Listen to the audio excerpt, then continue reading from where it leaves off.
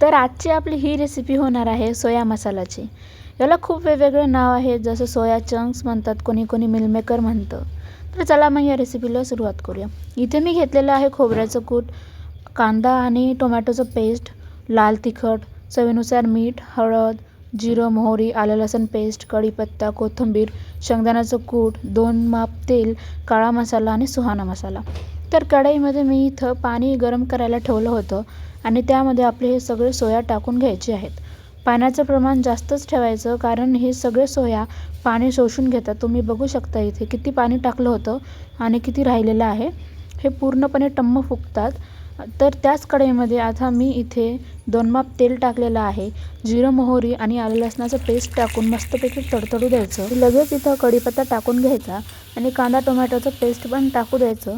मस्तपैकी जोपर्यंत तेल वर येत नाही तोपर्यंत हलवून घ्यायचं। लाल तिखट टाकायचं, खोबऱ्याचं कूट टाकून घ्यायचं। त्यानंतर मग मस्तपैकी परतवून घेऊन त्यात चवीनुसार मीठ आणि चिमूटभर हळद टाकून परत फिरवायचं। मग मी यात काळा मसाला, सुहाना मसाला, शेंगदाण्याचं कूट हे टाकलेलं आहे आणि इथे मस्तपैकी परतवून घ्यायचं। आणि मग त्यामध्ये आपल्याला इथे हे सगळे सोया टाकून घ्यायचे आहेत आणि मस्तपैकी परतवून घ्यायचं आहे।